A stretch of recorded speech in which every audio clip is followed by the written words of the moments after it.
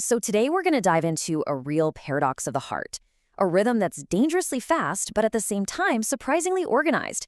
We're talking about atrial flutter. And let's just kick things off with a question that might sound kind of weird.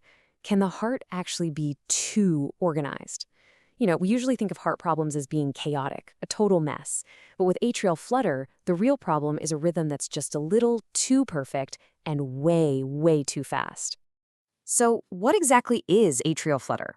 Well, the medical definition is a rapid, organized atrial tachyarrhythmia. Let's break that down. Tachy just means fast. Arrhythmia means an abnormal rhythm. But the word you really want to focus on here is organized. Think about it like this.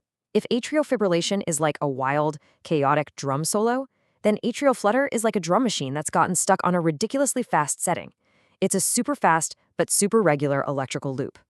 Okay, so what does this super fast, organized rhythm actually feel like for someone experiencing it? Well, that brings us to our first section, the human side of a racing rhythmic heart. So these are the first signs, the alarm bells that start ringing. A person might feel palpitations, that really unmistakable feeling of a flutter in their chest. They might get winded just walking up a flight of stairs, which is called dyspnea. Or they could just feel totally wiped out, like their internal battery is constantly in the red. These are the kinds of feelings that tell someone, hey, something's not quite right here.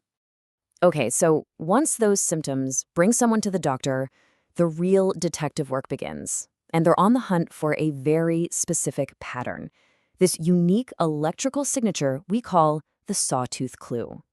The first clue, it's just the raw speed. The atria, the heart's upper chambers, are firing at an incredible rate. We're talking around 300 beats per minute. To put that in perspective, a normal resting heart rate is maybe 70. This is just a relentless high-speed electrical storm happening in the top of the heart.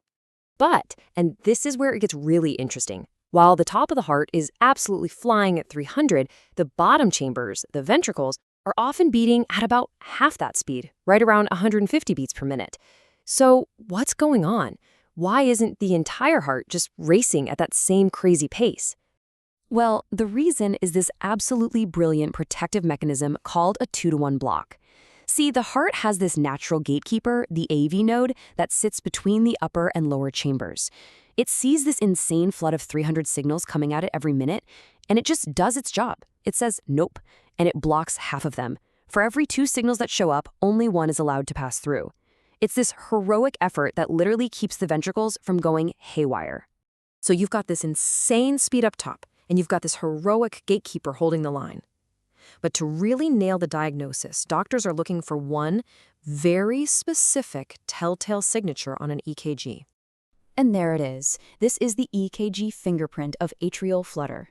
You can see these classic sawtooth waves. Kind of looks like a picket fence, right?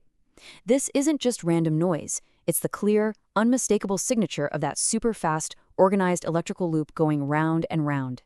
This is the smoking gun, the visual proof a doctor needs. All right, so we've seen the symptoms, we've seen the sawtooth clue on the EKG, but what is physically happening inside the heart to cause all this? That brings us to our third section, the electrical storm. At its core, atrial flutter is caused by what's called a re-entrant circuit.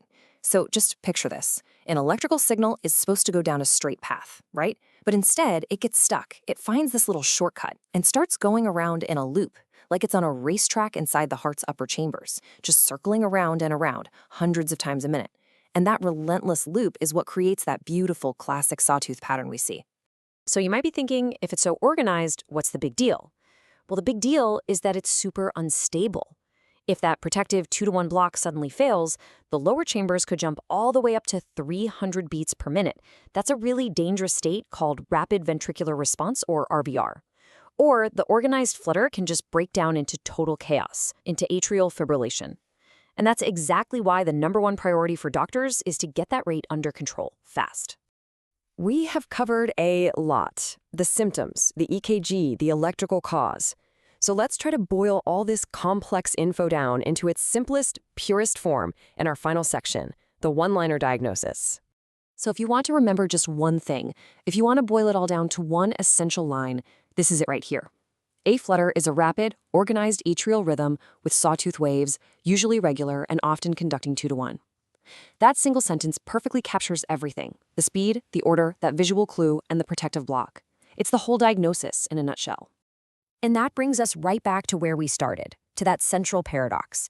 If the rhythm is so beautifully organized, so clean and predictable on an EKG, why on earth can it be so dangerous?